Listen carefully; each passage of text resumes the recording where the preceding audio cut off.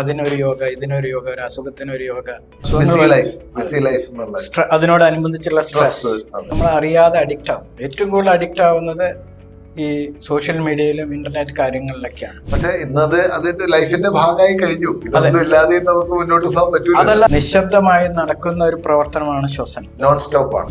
ഒരു കുട്ടി ജനിക്കുമ്പോൾ ഡോക്ടർ ആദ്യം ചെക്ക് ചെയ്യുന്നത് ശ്വസിക്കുന്നുണ്ടോ എന്നുള്ളത്. ഒരാൾ മരിച്ചു എന്ന് പറഞ്ഞ് ഡോക്ടർ വന്ന് ചെക്ക് ചെയ്യുമ്പോൾ ആദ്യം നോക്കുന്നത് അവരുടെ ശ്വാസോച്ഛ്വാസം.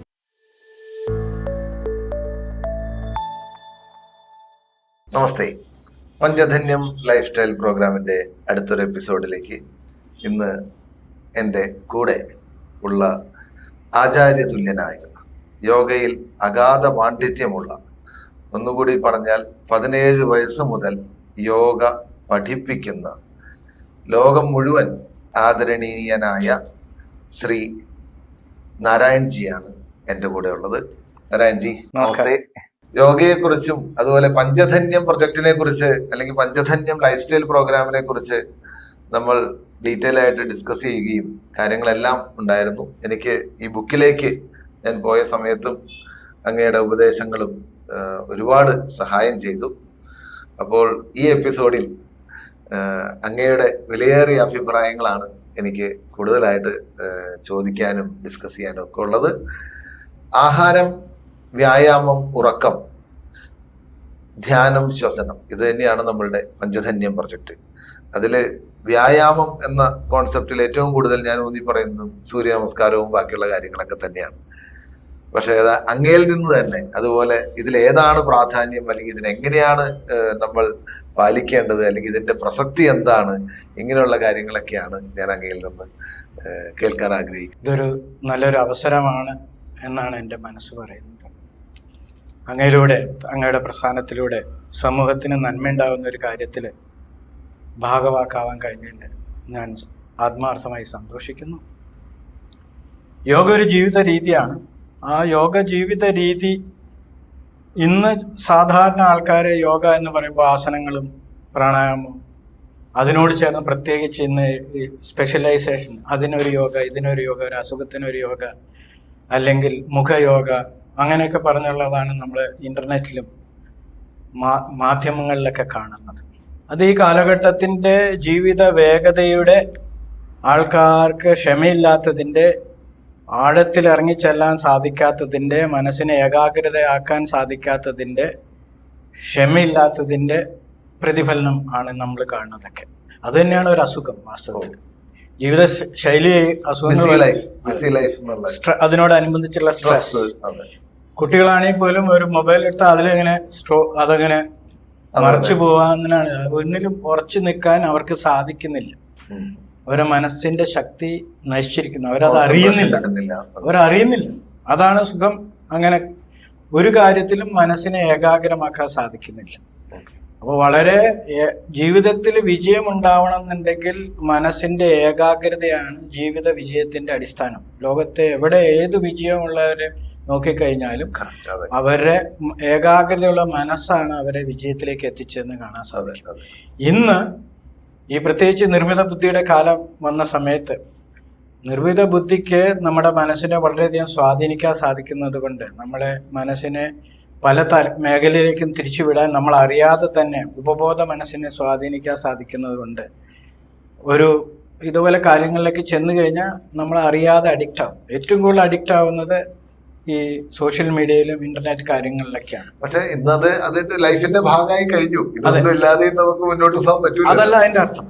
അപ്പൊ അത് ഗുണമാണ് ഒരർത്ഥത്തിൽ. ഇൻഫർമേഷൻ അത്രയധികം കിട്ടും, വലിയൊരു വിശാലമായ മാനസിക പശ്ചാത്തലം കിട്ടും. പക്ഷേ നമ്മൾ ആ പശ്ചാത്തലത്തിന് മീതെ നിൽക്കാൻ സാധിച്ചാലാണ് നമുക്ക് പ്രയോജനപ്പെടുത്താൻ സാധിക്കും. അതില്ലാത്തതാണ് ഇന്നത്തെ പ്രശ്നം. അതിലേക്കുള്ള നമുക്ക് എങ്ങനെ എത്തിച്ചേരാം എന്നുള്ളതിന്റെ ഒരു അതാണ് പോയിന്റ്. ലൈനാണ് ഞാൻ മെയിനായിട്ട് ഉദ്ദേശിക്കുന്നത്. അപ്പൊ ആ ലൈഫ് സ്റ്റൈൽ പറഞ്ഞത് കൊണ്ട് ഇന്നത്തെ പശ്ചാത്തലം എന്താണ് എന്നുള്ളത് വച്ചിട്ടാണ് എനിക്കതിന് ഈ കാര്യം എങ്ങനെ പ്രയോജനം ചെയ്യുന്നത് പറയാൻ സാധിക്കും. അപ്പോ താങ്കൾ പറഞ്ഞ 5 കാര്യങ്ങൾ പഞ്ചധന്യം വളരെ പ്രധാനപ്പെട്ടതാണ്. എന്നെ സംബന്ധിച്ചിടത്തോളം ഈ ഇത്ര ഒരു 47 വർഷമായിട്ട് ക്ലാസ്സുകൾ എടുക്കുകയും പല തരത്തിലുള്ള ജീവിതത്തിൻ്റെ പല മേഖലയിൽ ആറ്റോമിക് സയൻറ്റിസ്റ്റ് തൊട്ട് സാധാരണ തൂപ്പുകാരൻ വരെ എൻ്റെ സ്റ്റുഡൻ്റ് ആയിട്ട് വന്നിട്ടുണ്ട്. ഇത് മുമ്പ് എനിക്ക് അങ്ങേയായിട്ടുള്ള സംസാരത്തിൽ എന്നെ അത്ഭുതപ്പെടുത്തിയ ഒരു കാര്യമാണ്. ഞാൻ എന്റെ ഫൈറ്റർ ഫ്ലൈറ്റ് എക്സ്പീരിയൻസ് പറഞ്ഞ വഴി അങ്ങ് അതിനെ കുറിച്ച് വളരെ ഡീറ്റെയിൽ ആയിട്ടൊന്ന് ഒരു 5 മിനിറ്റോളം സംസാരിച്ചു. അതെന്നെ ഭയങ്കരമായിട്ട് അത്ഭുതപ്പെടുത്തി. കാരണം അങ്ങ് അതിലും ഒരു എപ്പോഴോ കോൺസെൻട്രേറ്റ് ചെയ്ത് പോയിട്ടുണ്ട്. അതിൽ സ്വാഭാവികമായിട്ട് ആരായിട്ട് നമ്മൾ ഇന്ററാക്ട് ചെയ്യുന്നു, അവരുടെ മാനസിക പശ്ചാത്തലം അറിഞ്ഞാലാണ് നമ്മളൊക്കെ അവരുടെ ജീവിത ഇതിൽ നമുക്ക് അവരെ സഹായിക്കാൻ സാധിക്കും. ഒരു യോഗ മേഖലയിൽ പ്രവർത്തിക്കുന്ന ആൾ എന്നുള്ള യോഗ ആരോഗ്യം, യോഗ ഈ ഇൽനെസ്സിൽ നിന്ന് വെൽനെസ്സിലേക്കും ഈ ഡിസീസിൽ നിന്ന് ഈസിലേക്കും, അതെ, ഈ ഡിസീസിൽ നിന്ന് ഈസിലേക്കും ഈ ഇന്നത്തെ ലോകം അസുഖങ്ങളെ മാനേജ് ചെയ്യുന്നതിൽ നിന്ന് പോസിറ്റീവ് പ്രൊമോഷൻ ഓഫ് ഹെൽത്തിലേക്കും വന്നുകൊണ്ടിരിക്കുന്ന ഒരു കാലഘട്ടത്തിലാണ് നമ്മളുള്ളത്. അപ്പോൾ ഒരു യോഗ ആളെന്നുള്ള നിലയിൽ അതിന് വളരെ പ്രാധാന്യം ഉണ്ടെന്ന് എനിക്ക് നല്ല ബോധ്യമുണ്ട്.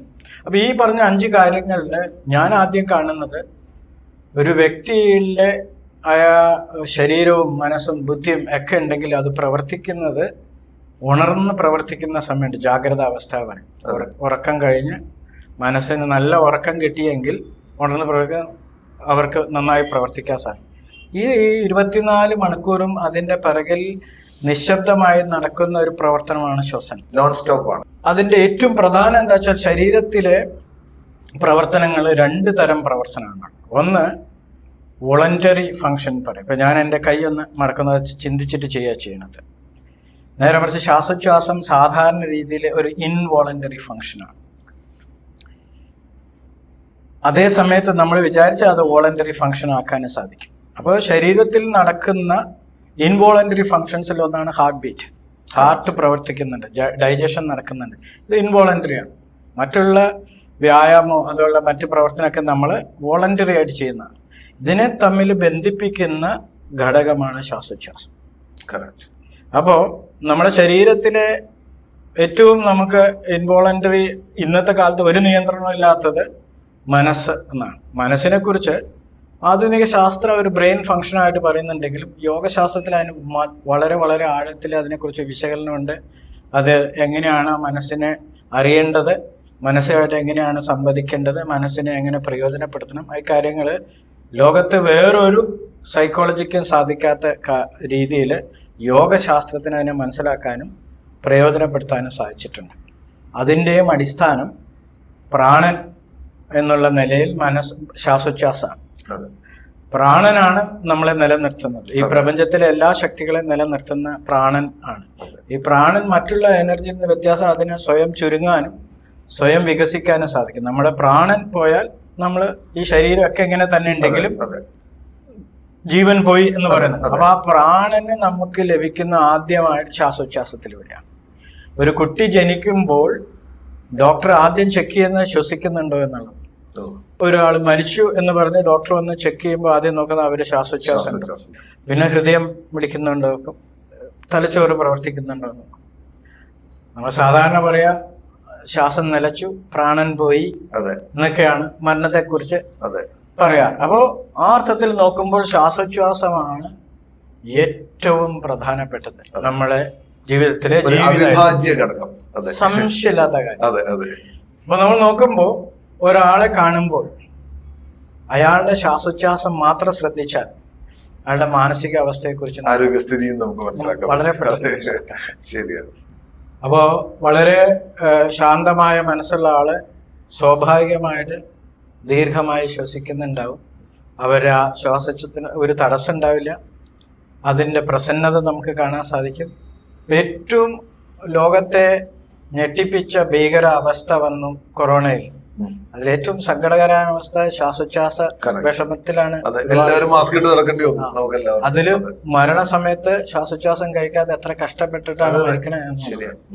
അപ്പൊ അതിൻ്റെതായിട്ടുള്ള പ്രാധാന്യം, അപ്പൊ ഞാൻ ഈ പറഞ്ഞ മാതിരി അന്തരീക്ഷ വായുവിൽ നിന്ന് നമ്മൾ പ്രാണവായുവിനെ സ്വീകരിക്കുകയും ഉച്ഛ്വാസവായു പോകുന്നുണ്ടെങ്കിലും നമ്മുടെ അന്തരീക്ഷവും വളരെ പ്രധാനപ്പെട്ടതാണ് ശ്വാസോച്ഛ്വാസം. ഇന്നത്തെ കാലഘട്ടത്തിൽ വളരെ പ്രത്യേകിച്ച് ഈ കാലാവസ്ഥ വ്യതിയാനം നമ്മൾ പറയുന്നു, അതേപോലെ ഈ പരിസ്ഥിതി, പ്രത്യേകിച്ച് ദൂഷീകരണം വരുന്നു എല്ലാ തലത്തിലും. ഇതൊക്കെ മനുഷ്യന് നേരിട്ട് ബാധിക്കുന്ന കാര്യം. അതെ അതെ. ശ്വാസോച്ഛ്വാസം നന്നായി നടക്കണേ പരിസ്ഥിതി നന്നാവേണ്ടതുണ്ട്, മറ്റ് സാഹചര്യങ്ങൾ നന്നാവേണ്ടതുണ്ട്. അപ്പൊ ആ അർത്ഥത്തിലും നമ്മളൊരു വ്യക്തി എന്നുള്ള നിലയിൽ നമുക്ക് പ്രാധാന്യമാണ്, ഈ സമൂഹം എന്നുള്ള നിലയിൽ പ്രാധാന്യമാണ്, ഈ ഭൂമി എന്നുള്ള നിലയിൽ പ്രാധാന്യമാണ് ശ്വാസോച്ഛ്വാസം. അങ്ങനെ ചിന്തിക്കുന്നു. ഈ മനുഷ്യൻ ശ്വസിക്കുന്നത് മാതിരി വൃക്ഷലതാദികൾ ശ്വസിക്കുന്നുണ്ട്. തീർച്ചയായിട്ടും എല്ലാ ജീവജാലങ്ങളും ഈ ഭൂമി തന്നെ ശ്വസിക്കുന്നു എന്ന് വിശ്വസിക്കേണ്ടി വരും. ശ്വാസം എന്ന് പറഞ്ഞാൽ ജീവൻ തന്നെയാണെന്ന് നമുക്ക് പറയാം. അതെ. അപ്പൊ ആ അർത്ഥത്തിൽ നോക്കുമ്പോൾ ശ്വാസോച്ഛ്വാസമാണ് ഏറ്റവും പ്രാധാന്യമായിട്ടുള്ളതായിട്ടാണ് ഈ 5 കാര്യത്തിൽ ഞാൻ തുടങ്ങുക. ആയുർവേദ ആൾക്കാർക്ക് വേറെ അഭിപ്രായമൊക്കെ ഉണ്ടാവാം, അതൊന്നും തെറ്റാണെന്നുള്ള അർത്ഥത്തിലല്ല, ഇത് മാത്രം ശരിയൊന്നുമല്ല ഞാൻ പറഞ്ഞു, എന്റെ കാഴ്ചപ്പാട് എങ്ങനെയാണ്. അപ്പോൾ നമ്മൾ ജനിക്കുന്ന ആ നിമിഷം മുതൽ ശരീരം ഉപേക്ഷിക്കുന്ന, മരണം എന്നല്ല ഞാൻ പറയണത്, ശരീരം ഉപേക്ഷിക്കുന്ന ആ സമയം വരെ ഉള്ള വളരെ പ്രധാനപ്പെട്ട ഒരു കാര്യമാണ് ശ്വാസോച്ഛ്വാസം. ഈ ശ്വാസോച്ഛ്വാസത്തെക്കുറിച്ച് ചിന്തിക്കുന്ന സമയത്ത് നമ്മൾ പലപ്പോഴും ഒരു ദേഷ്യത്തിൽ നിൽക്കുന്ന ആളുടെ ശ്വാസോച്ഛ്വാസം നോക്കൂ, അത് വളരെ അല്ല, വളരെ ഡിസ്റപ്റ്റഡ് ആയിരിക്കും. വേണ്ട രീതിയിലുള്ള ഒരു താളക്രമം ഉണ്ടാവില്ല. ശ്വാസോച്ഛ്വാസത്തിന് ഒരു താളക്രമമുണ്ട്. ഉദാഹരണത്തില് 4 പ്രധാന കാര്യമാണ് ഒരു ശ്വാസോച്ഛ്വാസത്തിലുള്ളത്.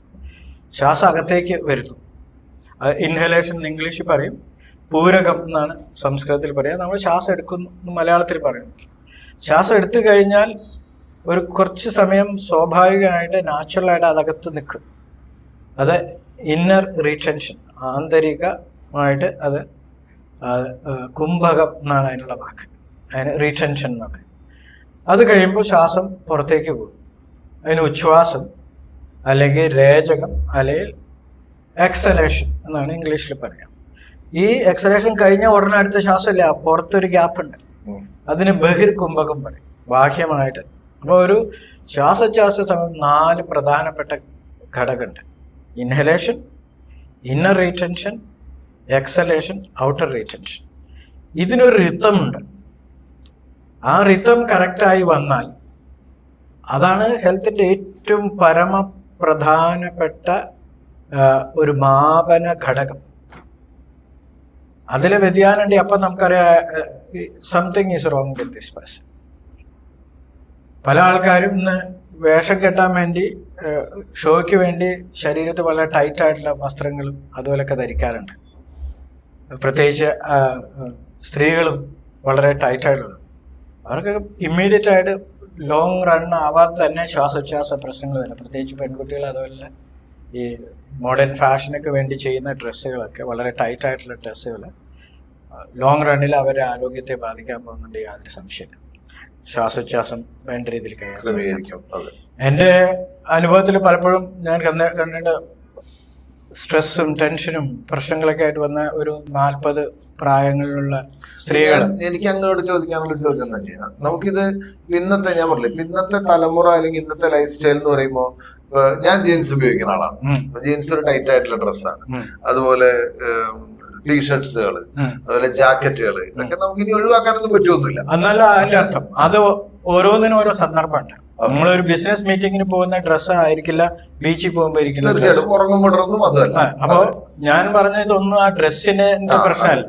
ആ ഡ്രസ്സ് ഉപയോഗിക്കുന്ന സമയത്ത് ശ്രദ്ധിക്കേണ്ട കാര്യത്തെ കുറിച്ച്. ഏത് ഡ്രസ്സായാലും നമുക്ക് ഒരു പരിധിയിൽ കൂടുതൽ ടൈറ്റ് ആയിട്ട് ഏത് ഡ്രസ്സ് ഉപയോഗിച്ചാലും ഈ പറഞ്ഞ ബ്രീത്തിങ് കംഫർട്ടബിൾ അല്ലെങ്കിൽ അത് ലോങ് റണ്ണിൽ ബാധിക്കുന്നതാണ് ഞാൻ പറഞ്ഞത്. ഞാൻ ആ ഡ്രസ്സിന് അഗൻസ്റ്റ് ആയിട്ടല്ല പറഞ്ഞത്, അത് ധരിക്കുമ്പോൾ ശ്രദ്ധിക്കേണ്ട കാര്യത്തെ കുറിച്ചിട്ടാണ്. പിന്നെ നമുക്കിപ്പോ ശ്വാസോച്ഛ്വാസം എന്ന് നമ്മളിതെല്ലാം പറയുന്നുണ്ട്, പരിസര മലിനീകരണം പറയുന്നുണ്ട്, അങ്ങ് പറഞ്ഞ പോലെ ജനനം മുതൽ മരണം വരെ നോൺ സ്റ്റോപ്പ് ആയിട്ട് നടക്കേണ്ട കാര്യങ്ങളും എല്ലാം ആണ്. പക്ഷെ നമുക്കൊരു ഹെൽത്തി ബ്രീത്തിങ്, ഓക്കെ, അതുപോലെ ഇപ്പൊ നമ്മൾ രാവിലെ നമ്മൾ വ്യായാമം ചെയ്യുന്നതും അത് നമ്മളുടെ പഞ്ചധന്യത്തിന്റെ ഒരു പ്രോഗ്രാമായിട്ട് നമ്മൾ പറയുന്നതാണ്. കാരണം ഡെയിലി ഒരു ഇത്ര മിനിറ്റ് എങ്കിലും ഒരു വ്യായാമം ചെയ്യണം. അതുപോലെ തന്നെ മെഡിറ്റേഷൻ. അപ്പോൾ ഈ ശ്വാസോച്ഛ്വാസവും ഒരു മെഡിറ്റേഷനും എക്സസൈസും ഇതുമായിട്ട് ബന്ധപ്പെടുത്തി നമുക്ക് എന്തെങ്കിലും ഒരു ഡെയിലി ഒരു റിജുവിനേഷൻ, ഒരു ചെറിയ നേരത്തെ അങ്ങ് പറഞ്ഞ പോലെ ഒരു ക്യാപ്സ്യൂൾ അല്ലെങ്കിൽ ഒരു പാക്കേജ് ആയിട്ട് കൊടുക്കാനായിട്ട് നമുക്ക് എന്തെങ്കിലും അങ്ങനെ ഒരു അടുത്ത തലമുറയ്ക്ക്. അതെ, അതിന്റെ ആദ്യത്തെ പോയിന്റാണ് ഞാൻ പറഞ്ഞത്, ശ്വാസോച്ഛ്വാസം എന്ന് പറഞ്ഞാൽ എന്താണെന്ന് മനസ്സിലാക്കുക എന്നാണ്. അതിൽ രണ്ടാമത്തെ പോയിന്റ്, ഇത് ഞാൻ പറഞ്ഞത് അതിന്റെ ഒരു ഫിസിക്കൽ ആക്ടിവിറ്റിയെ കുറിച്ചാണ്, ബ്രീത്തിങ്ങിനെ കുറിച്ച് പറഞ്ഞത്. അതിന്റെ ക്വാളിറ്റി ആസ്പെക്ട് ഉണ്ട്. ആ ക്വാളിറ്റി ആസ്പെക്റ്റിൽ 4 കാര്യങ്ങളാണ് നമ്മൾ ശ്രദ്ധിക്കുന്നത്. അത് ശ്വാസോച്ഛ്വാസം സുഖകരമായിരിക്കണം, ദീർഘമായിരിക്കണം, ആഴത്തിലുള്ളതായിരിക്കണം, ആയാസരഹിതമായിരിക്കണം. 4 പോയിന്റ്. ആഴത്തിലുള്ളതുമായിരിക്കണം, ആയാസരഹിതവുമായിരിക്കണം. അപ്പോഴത് നല്ലൊരു കംഫർട്ടബിൾ ബ്രീത്തിങ് തന്നെ ആവുന്നത്. പലർക്കും അതല്ല, അല്ല സുഖകരമല്ല. സുഖകരമല്ല പറഞ്ഞാൽ ഇന്നത്തെ പൊല്യൂഷനുള്ള അന്തരീക്ഷത്തിൽ പോയി ശ്വാസോച്ഛ്വാസം തന്നെ നമുക്ക് ഒരു ഭയം വരുന്നത് കൊണ്ട് നമ്മുടെ ശ്വാസകോശം ചുരുങ്ങും, നമ്മൾ വേണ്ട രീതിയിൽ ചെയ്യില്ല, ഇതാവും.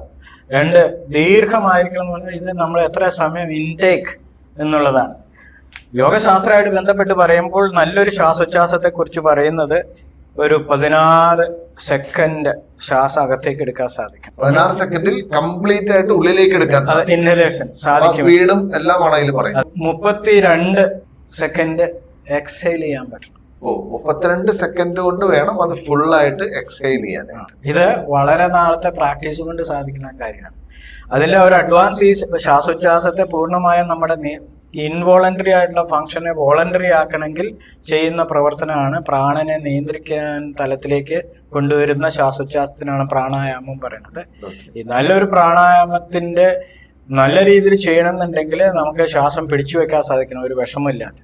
അപ്പൊ ഇതിന്റെ മാറും 16 സെക്കൻഡ് പിടിച്ചു വെക്കുകയും 64 സെക്കൻഡ് ശ്വാസം അകത്ത് പിടിച്ചു വെക്കുകയും 32 സെക്കൻഡ് പുറത്തു വിടാൻ ചെയ്യാവുന്ന ഒരു തലത്തിലേക്ക് നമ്മുടെ ശ്വാസകോശത്തിന്റെ കപ്പാസിറ്റി വർദ്ധിപ്പിക്കാൻ സാധിച്ചാൽ നിങ്ങൾ വളരെ ഹെൽത്തി ആയിരിക്കും, യാതൊരു സംശയമില്ല. ഇന്ന് എത്ര പേർക്ക് ആ തലത്തിൽ ചിന്തിക്കാൻ സാധിക്കും എന്നുള്ള വേറെ കാര്യം. അതാണ് യോഗ ആസനങ്ങൾ ചെയ്ത് ശരീരത്തിന് ശക്തി കൊണ്ടുവന്നിട്ട് അടുത്ത പടിയായിട്ടുള്ള പ്രാണായാമത്തിലേക്ക് കൊണ്ടുവന്നത്. ഈ പ്രാണായാമം പരിശീലിച്ച് കഴിയുമ്പോഴാണ് നമുക്ക് പ്രാണന്റെ കുറച്ച് നിയന്ത്രണം വരുമ്പോൾ മാത്രമാണ് നമ്മുടെ മനസ്സിന് നമ്മുടെ കൺട്രോളിലേക്ക് വരിക. എനിക്ക് തോന്നുന്നു ആ മനസ്സ് കൺട്രോൾ വന്നാൽ മാത്രമേ ധ്യാനം എന്ന് പറഞ്ഞ സ്ഥലത്തേക്ക് വരാൻ പറ്റൂ. തീർച്ചയായിട്ടും കറക്റ്റ്. ഏകാഗ്രമായ മനസ്സിലേക്ക് എത്തിയാൽ മാത്രമേ നമുക്ക് ധ്യാനം അങ്ങ് പറഞ്ഞ പോലെ ആ ക്വാളിറ്റി ഉള്ള ധ്യാനം അല്ലെങ്കിൽ ക്വാളിറ്റി ഉള്ള ബ്രീതിങ്. കണ്ണടച്ചിട്ട് ഇരിക്കുന്ന ധ്യാനം പല രീതിയിൽ പുറമേയുള്ള സംഗീതം കേട്ട് ധ്യാനം ചെയ്യുന്ന ഓഫീസിൽ എന്താ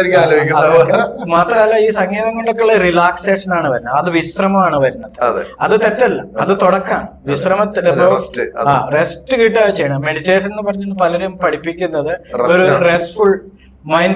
റെസ്റ്റ്ഫുൾനെസ് അതുപോലെ കാര്യങ്ങളാണ്. ശരിക്കുള്ള ധ്യാനാവസ്ഥ എന്ന് പറഞ്ഞാൽ മനസ്സിന് മീതെ നമുക്ക് പോകാൻ സാധിക്കണം. അതിനപ്പുറം ഉള്ള ഒരു തലമുണ്ട്. ആ തലത്തിലേക്ക് ഇതൊന്നും ബാധിക്കാതെ, ബാഹ്യമായ സംവേദനങ്ങളൊന്നും സ്വാധീനിക്കാതെ നമ്മുടെ യഥാർത്ഥ സ്വരൂപത്തിൽ നിൽക്കാൻ സാധിക്കുന്ന ഒരു തലത്തിലെത്തുമ്പോൾ യഥാർത്ഥ ധ്യാനം സംഭവിക്കുന്നു. ധ്യാനം ആരും പഠിപ്പിക്കാൻ സാധ്യമല്ല. ഉറക്കം ആരെ പഠിപ്പിക്കാൻ പറ്റാത്ത മാതിരി. നല്ലൊരു ഉറക്കം കിട്ടണം എന്നുണ്ടെങ്കിൽ അതിനുള്ള എല്ലാ സംവിധാനം നമ്മൾ സൃഷ്ടിച്ചു, ലൈറ്റ് ഓഫ് അല്ലെങ്കിൽ വെച്ചു കിടന്നു ഉറക്കം വരണം, സംഭവിക്കും. വേറെ ആർക്കും ഉറക്കം നൽകാൻ പറ്റില്ല. അതേമാതിരി ഒരാൾക്കും വേറെ ആളെ ധ്യാനം പഠിപ്പിക്കാൻ സാധിക്കും. നമ്മുടെ ചിന്തകളെല്ലാം നമ്മൾ ഒഴിവാക്കി നമ്മുടെ ശ്വാസോച്ഛ്വാസം ക്രമീകരിച്ച് ആ ഒരു ഓൾമോസ്റ്റ് ഉറക്കം എന്ന് പറയുന്നത് ഒരു തരത്തിൽ ധ്യാനം തന്നെയാണ് അല്ലെ. ഉറക്കം ഇല്ലെങ്കിൽ നമ്മുടെ ആരോഗ്യം നശിക്കും, ജീവിത രീതി മുഴുവൻ നശിക്കും. എന്താണെന്ന് വെച്ചാൽ നമ്മൾ അറിഞ്ഞോ അറിയാതെയോ ഏതൊരു സോഴ്സിലാണോ നമുക്ക് എല്ലാ ഊർജവും ഈ ജീവിതത്തിൽ കിട്ടുന്നത്, അത് ഈ ഉറക്കത്തിൽ ചെല്ലുമ്പോഴാണ്. അതെ, ഇംഗ്ലീഷ് ശാസ്ത്രത്തിലൊക്കെ പറയുന്ന ഒരു റിപ്പയർ അല്ലെങ്കിൽ ഒരു നൈറ്റ് വർക്ക്സ് ആണ് നടക്കുന്നത്. റിപ്പയർ ആൻഡ് മെയിൻ്റനൻസ് നടക്കുന്നത് ആ സമയത്താണ്. അത് നാച്ചുറൽ ആയിട്ട് വരികയും വേണം. അത് പ്രത്യേകിച്ച് നമ്മുടെ ജീവിതക്രമത്തില് ബയോറിത്തം അതനുസരിച്ചിട്ട് ഒരു സമയമുണ്ട്, കറക്റ്റ് ആയിട്ട് ഉണ്ടാവേണ്ടതുണ്ട്. അതിന് ആ സമയത്ത് അത് നടന്നാലാണ് നമ്മുടെ പ്രത്യേകിച്ച് കിഡ്നി അതുപോലെ ഇതിന്റെ പ്രവർത്തനമൊക്കെ ഹെൽത്തി ആവുക. അപ്പൊ അതിന് ഒരു സമയമുണ്ട്. അപ്പോൾ ഈ ഉറക്ക സമയത്ത് എന്താണ് സംഭവിക്കുന്നത് വെച്ചാൽ നമ്മൾ മനുഷ്യനൊക്കെ ആഗ്രഹിക്കുന്നത്, ആത്യന്തികമായിട്ട് മനുഷ്യ ജീവിതത്തിൽ നമ്മൾ ആഗ്രഹിക്കുന്നത് സുഖം ഉണ്ടാവണം, ദുഃഖമില്ലാതാവണം. എല്ലാ ഈ വെൽനസ് എന്ന് പറയുന്നതും ആ സുഖത്തോടുള്ള ഒരു ആഭിമുഖ്യത്തിൽ വരുന്ന അതിനോട് ഒരു കണക്ഷൻ മാത്രമാണ് ഈ വെൽനസ്. വെൽനസിനപ്പുറം ഒരു പോയിന്റ് ഉണ്ട്. നമ്മളുടെ തനിമയിലെത്തി യഥാർത്ഥ സുഖത്തിന്റെ ആനന്ദത്തിന്റെ അനുഭൂതിയിലെത്തുക എന്നുള്ളതാണ് മനുഷ്യജീവൻ റിയൽ ഹാപ്പിനെസ്. അതാണ് ആത്യന്തികമായ ലക്ഷ്യം. അതിന് എല്ലാ ദുഃഖങ്ങളും ഒഴിവാക്കണം, എന്നിട്ട് ഈ സുഖം ഉണ്ടാവണം. ഈ സുഖം ഉണ്ടാവണത് ഉണ്ടെന്ന് നമുക്ക് അങ്ങനെ ഒരു അവസ്ഥ ഉണ്ടെന്ന് നമുക്ക് ബോധ്യമാണ് സുഷുപ്തിയിലാണ്, ആഴത്തിലുള്ള ഉറക്കത്തിലാണ്. ആഴത്തിലുള്ള ഉറക്കം കിട്ടിയിട്ട് നമ്മൾ ഉണരുമ്പോൾ ഓരോ ചോദിച്ചാൽ സുഖമായിരുന്നു കേട്ടോ നമുക്ക്. ആ സുഖം അത് ഉണർന്നിരുന്നുകൊണ്ട് നമുക്ക് നേടാൻ സാധിക്കുമോ എന്നാണ് ഭാരതത്തിലെ ഋഷീശ്വരന്മാര് ചിന്തിച്ചത്. ആത്യന്തികമായ സുഖം. അപ്പൊ അവര് കണ്ടെത്തി ഈ പഞ്ചേന്ദ്രിയങ്ങളുടെ പ്രവർത്തനം എല്ലാം പിൻവലിച്ച് മനസ്സിനെ പിൻവലിച്ച് തനിമയിലേക്ക് പോകുന്ന ഒരു പ്രവൃത്തി, അതാണ് യഥാർത്ഥത്തിൽ ധ്യാനം. ആ ധ്യാനാവസ്ഥയിൽ വരുമ്പോൾ ഉറക്കത്തില് നമുക്ക് എങ്ങനെ നമ്മൾ ശരീരബോധം ഇല്ലാതായി, മനസ്സിനെ കുറിച്ച് ബോധമില്ല, എല്ലാം ഇല്ലാതായി. പക്ഷെ അതേസമയം എല്ലാ ഫിസിയോളജിക്കൽ ഫങ്ഷൻസ് ഒക്കെ നല്ല രീതിയിൽ നടക്കുന്നവർക്കാണ് നല്ല ഉറക്കം കിട്ടുക, അല്ലാത്തവർക്ക് കിട്ടില്ല. അപ്പൊ ആ കാര്യങ്ങളൊക്കെ നിലനിർത്തിക്കൊണ്ട് നമ്മൾ പിൻവലിഞ്ഞ ഉറക്കത്തിന്റെ അതേ തലത്തിലേക്ക്, അതിലും അപ്പുറം ഒരു തലത്തിലേക്ക് പോയി അതിന്റെ സുഖം അനുഭവിക്കുന്ന ആ ഒരവസ്ഥയാണ് യഥാർത്ഥ ധ്യാനം. എങ്ങനെയാണോ നല്ലൊരു ഉറക്കം കിട്ടണമെങ്കിൽ ആളുടെ ഭക്ഷണം ശരിയായിരിക്കണം, ശാരീരികമായിട്ടുള്ള കാര്യങ്ങൾ ശരിയാക്കാൻ മനസ്സ് സുഖമുള്ളതായിരിക്കണം. ഇതെല്ലാം വന്നാല് ഒരാൾക്ക് നല്ലൊരു ഉറക്കം ലഭിക്കുകയുള്ളൂ. പക്ഷെ അവിടെ നമ്മുടെ അതിനെക്കുറിച്ച് നമുക്ക് ഒരു അവയർനെസ് ഇല്ല. അല്ല, ഇപ്പൊ പ്രത്യേകിച്ച് ഇന്നത്തെ കാലത്ത് ഈ ഉറക്കം എന്ന് പറയുന്നത് ഒരുപാട് പേർക്ക് പ്രശ്നമുള്ള കാര്യങ്ങളാണ്. കാരണം എസ്പെഷ്യലി കുട്ടികൾ മുതൽ പ്രായഭേദമേന്യം പറയുകയാണെങ്കിൽ ചിലപ്പോൾ സമയത്ത് ഉറങ്ങാൻ പറ്റുന്നില്ല. അത് ജോലി കൊണ്ടാവാം, അല്ലെങ്കിൽ പഠന ഭാരം കൊണ്ടാവാം, അല്ലെങ്കിൽ വേറെ പല കാരണങ്ങൾ കൊണ്ടും ഉറക്കം പ്രശ്നമായി. അസുഖമായിട്ട് വരുന്നത് ചികിത്സിച്ച് മാറ്റണം. പക്ഷെ ഈ ലൈഫ് സ്റ്റൈലുമായിട്ട് ബന്ധപ്പെട്ട് വരുന്ന ഈ ഉറക്കം ഡിസ്റ്റർബൻസിന് എനിക്കൊരു ചോദ്യം ഉള്ളതെന്ന് വെച്ചാൽ, ഇപ്പൊ രാത്രി ഷിഫ്റ്റ് ചെയ്യുന്ന ഒരാളാണ്. ഞാൻ ഏവിയേഷൻ ഫീൽഡിൽ രാത്രി വർക്ക് ചെയ്തിരിക്കുന്ന ആളാണ്. അപ്പൊ ഞാൻ സാധാരണ ചെയ്യുക എന്താ വെച്ച് കഴിഞ്ഞാൽ, നമ്മൾ ജോലി കഴിഞ്ഞ് വന്ന് ഒരു മിതമായ ഭക്ഷണം കഴിച്ച് ഞാനൊരു 7 മണിക്കൂർ ഉറങ്ങും. ബാക്കി മൊബൈലൊക്കെ സൈലന്റ് ആക്കി വെച്ച് നമ്മളുടെ ബാക്കിയുള്ള ഡിസ്റ്റർബൻസുകൾ, ഔട്ട്സൈഡ് ഡിസ്റ്റർബൻസുകളെല്ലാം ഒഴിവാക്കി വെച്ചിട്ട് നമ്മൾ നന്നായിട്ടൊന്ന് ഉറങ്ങും. അതല്ലേ നമുക്ക് പ്രാക്ടിക്കലി ചെയ്യാൻ പറ്റുള്ളൂ. രാത്രി തന്നെ ഉറങ്ങണം എന്ന് നിഷ്കർഷം നമുക്ക് വെക്കാൻ പറ്റില്ലല്ലോ. ഇന്നത്തെ കാലഘട്ടത്തിൽ അതൊരു വലിയൊരു പ്രശ്നമാണ്. വാസ്തവത്തിൽ അത് തന്നെയാണ് പലർക്കും ലോങ് റണ്ണിൽ അസുഖം ഉണ്ടാക്കുന്നത്. അപ്പോ ഈ ബയോറിതം സാധിച്ചില്ലെങ്കിലും ഒരു ജീവിതത്തില് നമുക്കൊരു ഷെഡ്യൂൾ ഉണ്ടാക്കിയിട്ട് നമ്മൾ ഉറങ്ങുന്ന സമയം ക്ലിപ്തപ്പെടുത്തിയിട്ട് വർക്ക് ചെയ്യുന്ന സമയത്തെ കുറിച്ച് വ്യക്തമായ ബോധം ഉണ്ടെങ്കിൽ, അതിന് നമുക്ക് നിശ്ചയം ഉണ്ടെങ്കിൽ, ബാക്കിയുള്ള നിയമേന ചെയ്യേണ്ട കർമ്മങ്ങളുണ്ട്. ആ കർമ്മങ്ങൾക്ക് ഒരു ഷെഡ്യൂൾ ഉണ്ടാക്കിയിട്ട് ഒരു അറേഞ്ച്മെന്റ് ചെയ്തിട്ട് അത് വ്യക്തമായി ഒരു നിഷ്ഠയോടെ പാലിക്കുകയാണെങ്കിൽ ഉറക്കത്തിന് ഒരു സമയം കൊടുത്താൽ ഇത്രയും ദോഷം ഉണ്ടാകും.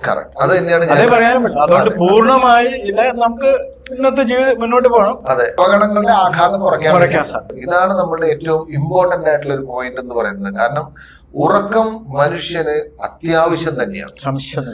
ആചാര്യന്മാർ 7 മുതൽ 9 മണിക്കൂർ വരെ ഒരു ദിവസം മിനിമം ഒരു 7 മണിക്കൂറെങ്കിലും ഉറങ്ങണം എന്നുള്ളത് അതെനിക്ക് അടുത്ത തലമുറയ്ക്ക് കൊടുക്കാനുള്ള ഒരു വളരെ മസ്റ്റ് ആയിട്ടുള്ള ഒരു കാര്യമാണ്. കാരണം ഒരിക്കലും ഒഴിവാക്കരുത്. കാരണം ഇന്ന് കുട്ടികൾ പലരും ഉറങ്ങണെന്തിനാ, ഫുൾ ടൈം ലാപ്ടോപ്പ് കാര്യങ്ങളൊക്കെ 2 മണിക്കൂറൊക്കെ ഉറങ്ങും, ചാടി എണീറ്റ് അടുത്ത കാര്യങ്ങളിലേക്ക് പോകും. അതുപോലെ വർക്ക് ചെയ്യണവരാണെങ്കിലും ബിസി ലൈഫുള്ളവരാണെങ്കിലും ചിലർ ഫ്ലൈറ്റിൽ 2-3 മണിക്കൂറൊക്കെ ഉറങ്ങും. ഇത് ഉറങ്ങാൻ പറ്റിയില്ല, അല്ലെങ്കിൽ ഇത്രയും മതി ഉറക്കം.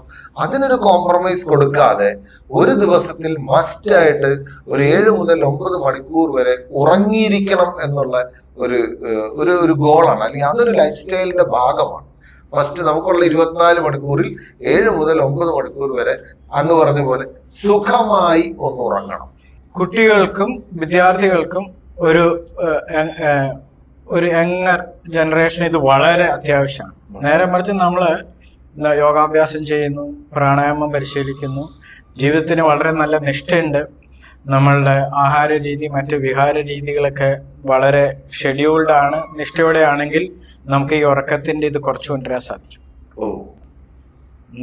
ഒറ്റ നല്ലൊരു ഉറക്കം, ഈ പറഞ്ഞ ഒരു 4 മണിക്കൂർ ഡീപ്പ് സ്ലീപ്പ് കിട്ടുകയാണെങ്കിൽ ശരീരത്തിന് അത് മതി. പലപ്പോഴും 8 മണിക്കൂർ കിടക്കുന്നതിന് ആ ഡീപ്പ് കിട്ടുന്നില്ല പലരും, അതുകൊണ്ടാണ് അത് വരുന്നത്.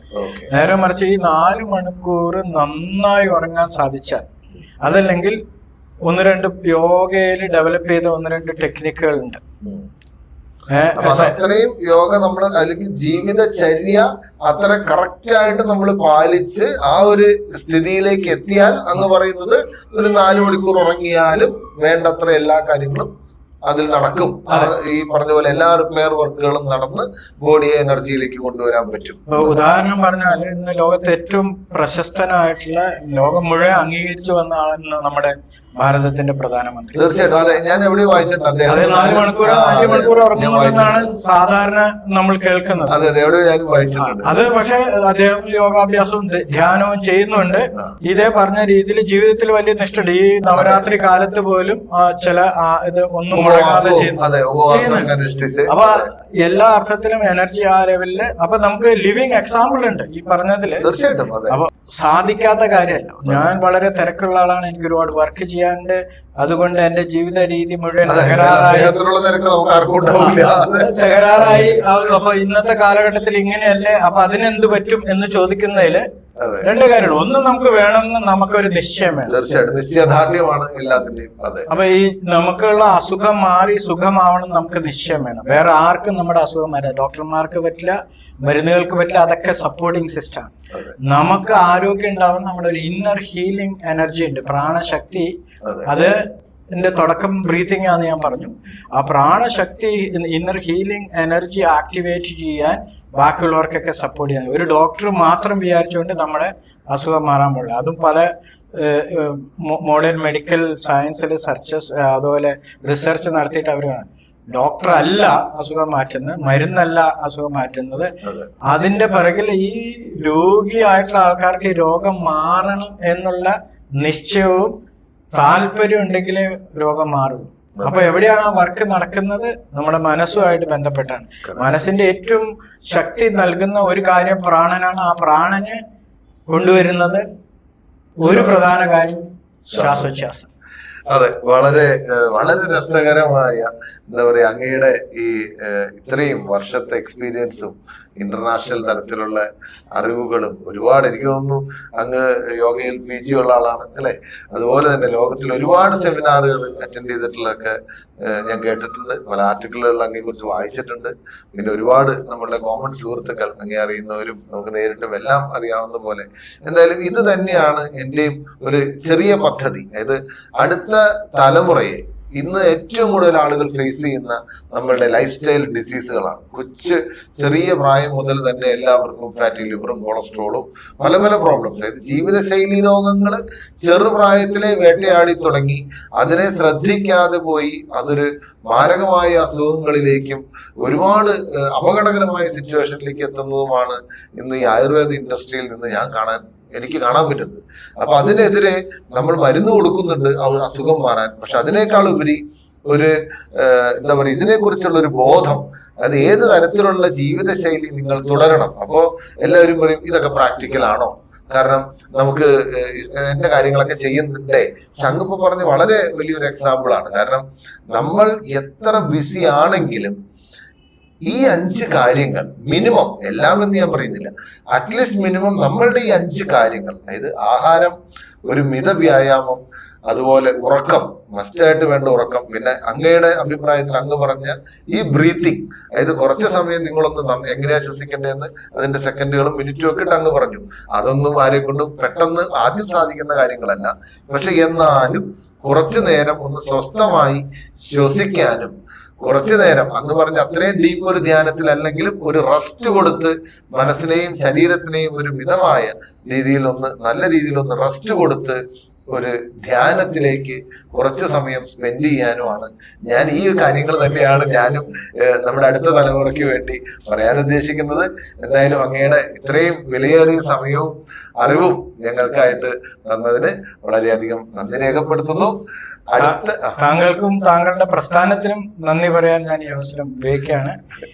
നമ്മുടെ മനസ്സിലുള്ള കാര്യങ്ങൾ തുറന്ന് പറയാൻ അത് താല്പര്യം കേൾക്കാൻ ആൾക്കാരുള്ളപ്പോഴാണ് നമുക്ക് തീർച്ചയായിട്ടും അത് അടുത്ത തലമുറയ്ക്കും, അതായത് എന്താ പറയാ, ഇന്ന് ഒരു 10 വയസ്സ് മുതലേ അങ്ങ് പറഞ്ഞ പോലെ ആർക്കും സമയമില്ല എന്ന് പറയുന്ന കൂട്ടത്തില് 10 വയസ്സുള്ള കുഞ്ഞുങ്ങൾ വരെ ഉണ്ട് പോ. നമുക്കത് കേൾക്കുമ്പോൾ ചിരി വരും സത്യം പറഞ്ഞ. പക്ഷെ എന്നാലും അവര് കൂടി ഇത് ശ്രദ്ധിക്കട്ടെ എന്നുള്ളതാണ് എന്റെ ഉദ്ദേശം. കാരണം 10 വയസ്സുള്ള കുഞ്ഞുങ്ങളാണെങ്കിലും 14 വയസ്സുള്ള ആരാണെങ്കിലും നമ്മുടെയൊക്കെ വീടുകളിലുണ്ടല്ലോ ഇത്രയും പല പ്രായത്തിലുള്ള കുഞ്ഞുങ്ങളുണ്ട്. അവരൊക്കെ ഒന്ന് കേട്ടിട്ട് ഞാൻ കുറച്ചു നേരം ശ്വസിക്കേണ്ടത് ആവശ്യമാണല്ലേ, അറ്റ്ലീസ്റ്റ് ഇപ്പൊ അന്ന് പറഞ്ഞ പോലെ ശ്വസിക്കേണ്ടതാണ്. അതെ, ബോധം. അപ്പൊ കുറച്ചു നേരമെങ്കിലും ഒന്ന് ഏതെങ്കിലും ആസനത്തിലോ അല്ലെങ്കിൽ ഇതുപോലെ ഏതെങ്കിലും ഒരു ആംഗിളിലോ നിന്നിട്ട് തന്നെയാണെങ്കിലും ഒരു കുറച്ച് നല്ല ശുദ്ധവായു അവര് ശ്വസിക്കട്ടെ, അവർക്ക് അതുപോലെ എനർജി കിട്ടട്ടെ, അതുപോലെ നല്ലൊരു ഉറക്കവും കിട്ടട്ടെ. ഇതെല്ലാം നമ്മൾ ആശംസിച്ചുകൊണ്ടും അങ്ങേക്ക് നന്ദി പറഞ്ഞുകൊണ്ടും ഞാൻ നിർത്തുന്നു. അടുത്തൊരു എപ്പിസോഡുമായി ഞാൻ ഉടനെ തന്നെ വരുന്നതാണ്. Thank you very much.